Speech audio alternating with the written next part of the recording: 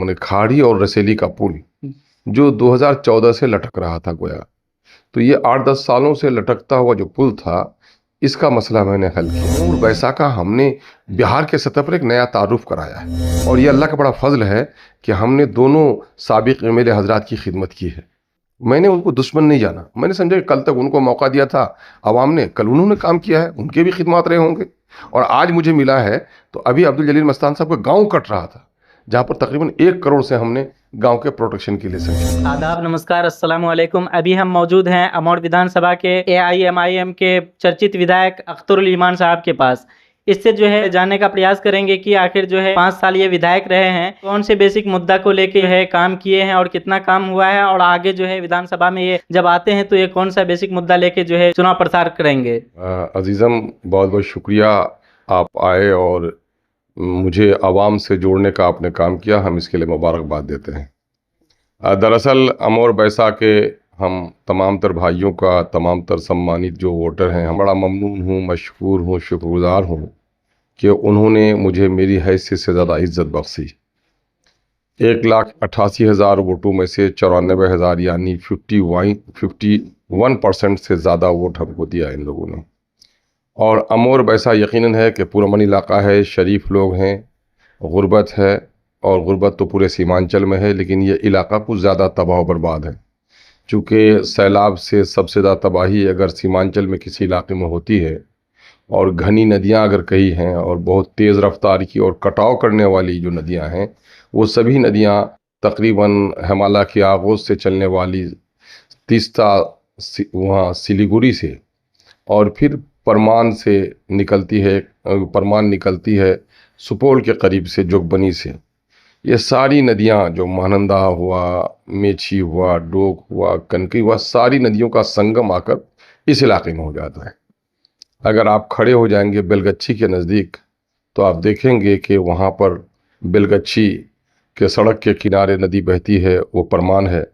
उससे 5 किलोमीटर की दूरी पर कनकी बहती है, और उससे 5 किलोमीटर की दूरी पर महानंदा। तो गोया ये 10 से 12 किलोमीटर की दूरी में ये सारी वो नदियाँ जो सिलीगुड़ी से लेकर जोगबनी तक बहती हैं, वो सारी नदियाँ आकर एक जगह संगम में मिल जाती हैं। उसकी वजह से कटाव बहुत है, कटाव की वजह से सड़कों की तबाही है, पुलों का मसला है, घर कटे। तो मैंने आकर सबसे पहले इन मामलों पर तवज्जो दिया। अमौर बैसा के लोगों के सामने में 2 ज्वलंत मुद्दे थे। वो ये थे कि साहब, मैंने खाड़ी और रसेली का पुल जो 2014 से लटक रहा था गोया। तो ये 8-10 सालों से लटकता हुआ जो पुल था, इसका मसला मैंने हल किया, जबकि वो स्कीम बंद भी हो चुकी थी केंद्र की। मैंने मुसलसल लड़ाई लड़ी, जनाब बैरिस्टर असदुद्दीन अवैसी साहब को उतारा, और अल्हम्दुलिल्लाह वो दोनों पुल बनकर आज बन रहा है। और यहाँ पर जो नदियों के दहाने में हमारी बस्तियाँ हैं, तो हज़ारों घर कटे, लेकिन नदियों के दहानों को बांधने का कोई काम सलीके से नहीं हो सका। मैंने वहाँ पर दिल्ली पटने में मैंने महकमे से बात की, जो वजारत है इसके डिपार्टमेंट से बात की, चीफ इंजीनियर से और उनके सेक्रेटरीज से, और वहाँ से हाई लेवल टीम लाकर मैंने सादीपुर जो खाता हाट है वहाँ उतारा, मोटर बोट पे उन लोगों को बैठाया और बाइसी में आके उतारा, पूरे इलाके का सर्वे करवाया कि कितनी तबाही हमारे यहाँ है। फिर उसी तरह से कनकी का सर्वे करवाया, महानंदा का सर्वे करवाया। तो अल्हम्दुलिल्लाह मैं समझता हूँ कि इस साल भी हमारा 10 करोड़ रुपए का काम हो रहा है, और नदियों के दहानों को बड़ी मजबूती के साथ बांधा गया है। इससे पहले की तारीख नहीं रही है कि नदियाँ इस तरह से बांधी गई होंगी। यहाँ पर आप हपनिया में देखेंगे हॉस्पिटल 18 साल तक ताले लगे हुए थे, और मैंने उसका ताला खुलवाया, उसकी घेराबंदी की और डॉक्टर को बैठाने का नज़्म किया। तो ये सब काम किया, यही नहीं बल्कि मैं इससे भी बड़ा काम, सड़क पुल पुलिया ये तो बनता है और बनेंगे भी, लेकिन ये तूफ़ानों में, आंधियों में, सैलाब में इनका टूट जाना है, बह जाना है। लेकिन सबसे एक बड़ी बात यह है कि हमारे नौजवानों को और आम लोगों को लीडरों ने बड़ा डरा कर रखा था, है ना। जी जी जी, लीडरों के सामने वो बात नहीं कर पाते थे, और यही खौफ उन पर तारी थी जो वो आकर ऑफिसों में भी बात नहीं कर पाते थे। मैंने इनको हौसला दिया, इनको आगे बढ़ाया और कहा कि ये जमहूरी निज़ाम है, जमहूरी निज़ाम में असल मालिक तो जनता है। आप जिसको चुनोगे वो नुमाइंदा बनेगा, जिससे मुंह फेर लोगे वो हार जाएगा। तो आप अपनी इस ताकत को महसूस कीजिए और ऑफिसों में जाकर बिलाधड़क बात कीजिए। अल्हम्दुलिल्लाह मैं समझता हूँ, गवाही भी दे रहे हैं नौजवान लोग कि आज हमारा अमर बैसा का नौजवान बड़ी हिम्मत के साथ अपनी बात कर रहा है।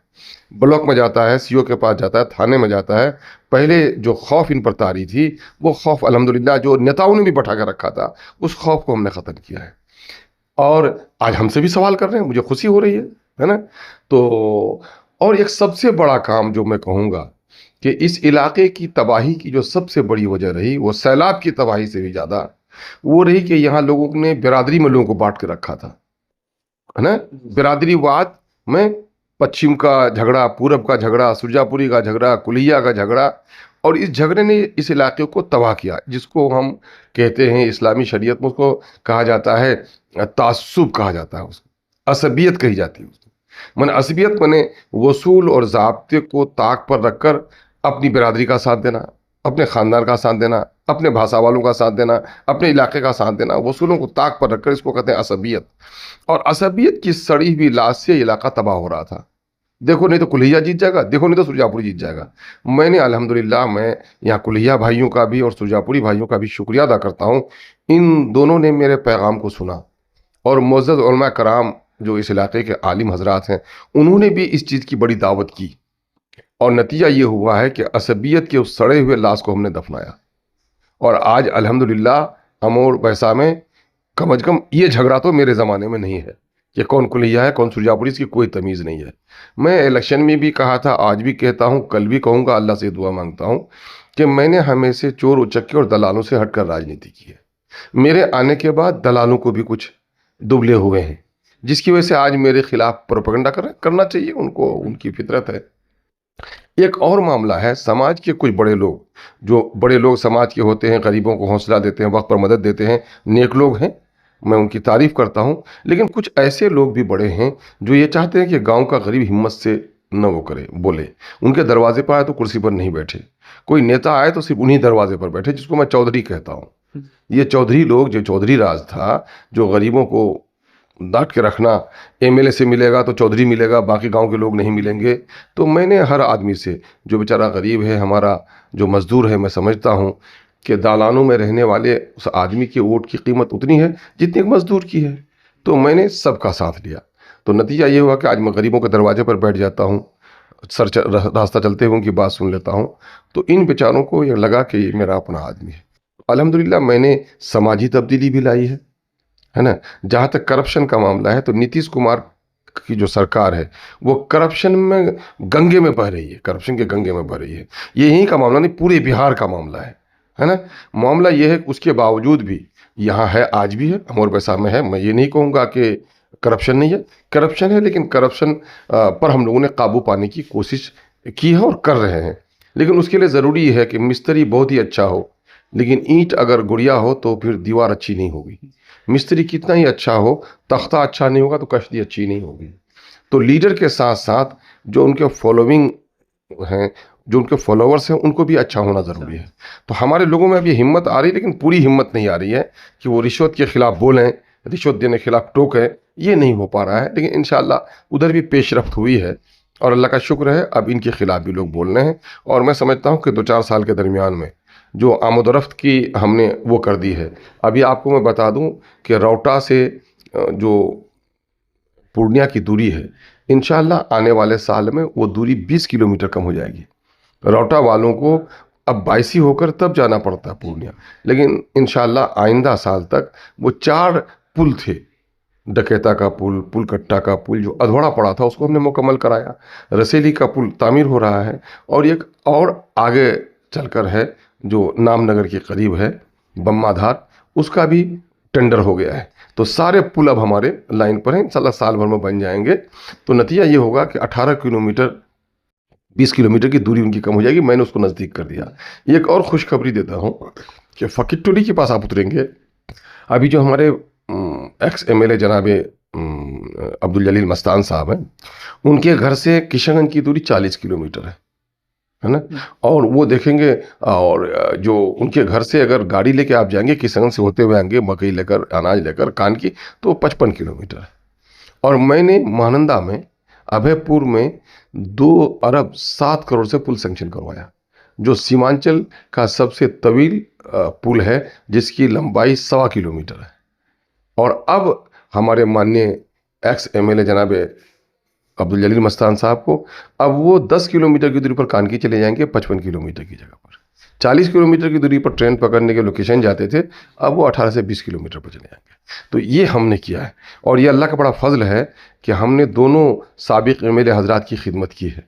मैंने उनको दुश्मन नहीं जाना, मैंने समझा कि कल तक उनको मौका दिया था आवाम ने, कल उन्होंने काम किया है, उनके भी खिदमत रहे होंगे।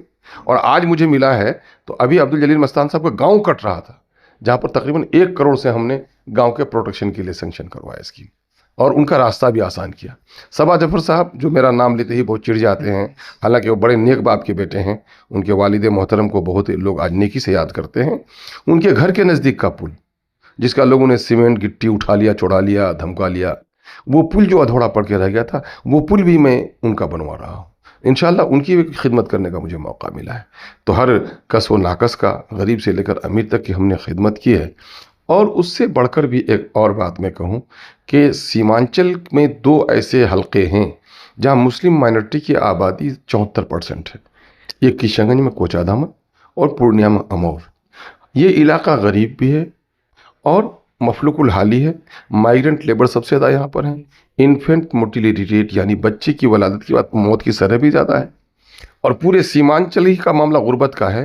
तो इस मामले को मैं अमोर बैसा के अपने मोहसिनों का शुक्रगुजार हूँ कि उन्होंने मुझे ताकत दी, और मैंने असम्बली में बड़ी तवानाई के साथ सीमांचल के साथ जो नाइंसाफ़ी हुई है, उस नाइंसाफ़ी को, या बिहार के अंदर में कहीं दलितों पर, कहीं मुसलमानों पर जो जुल्म हुआ है, जो ज़्यादती हुई है, उसको मैंने जितना पड़खड़ अंदाज में और जितनी तवानाई के साथ असम्बली में पेश किया है, शायद आप लोग भी मीडिया के साथी हैं, गवाह होंगे कि इससे पहले तो आवाज़ ही नहीं आई। बल्कि अगर ये बात मैं कहूँ तो हक बजानिब हूँ कि अमूर बैसा का हमने बिहार के सतह पर एक नया तारुफ कराया है ना। और अख्तरुल ईमान जहाँ भी जाता है तो अल्लाह का शुक्र है, अमूर बैसा के नाम को मैं रोशन करने की कोशिश करता हूँ कि अख्तरुल ईमान नहीं जा रहा है, अमूर बैसा का एक खादिम और एमएलए जा रहा है। तो मैं इस जहत पे काम कर रहा हूँ और बहुत सारी लड़ाई लड़नी है। मैं पटने में ये चीख चीख कर कहा है कि हमारे सीमांचल के गरीबों के पैसे से 5-5 किलोमीटर पर गंगा पर पुल बनाते हो, और हमारी नदियों पर 40 किलोमीटर पर पुल नहीं है।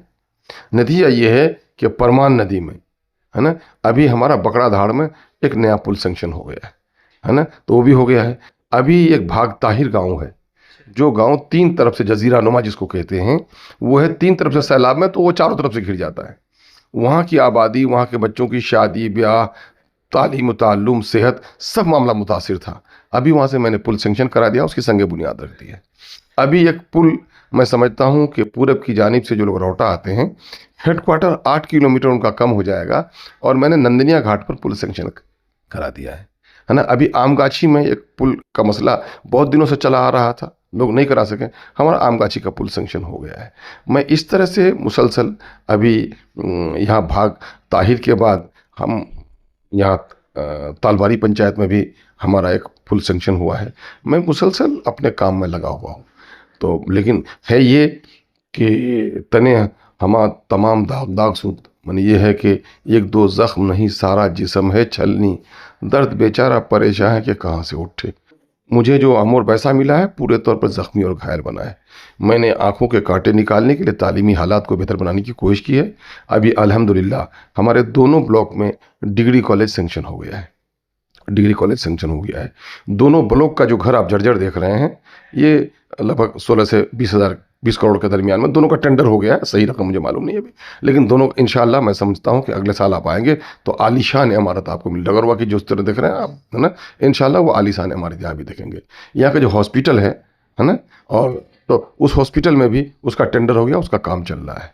तो हमने इस तरह के, और अभी तकरीबन 50 सड़कें जिनकी हालत ख़राब थी, और उन सड़कों को मुरम्मती का टेंडर हो गया है। मैं इंशाल्लाह अगले हफ्ते से वो उसका शिलान्यास करूँगा।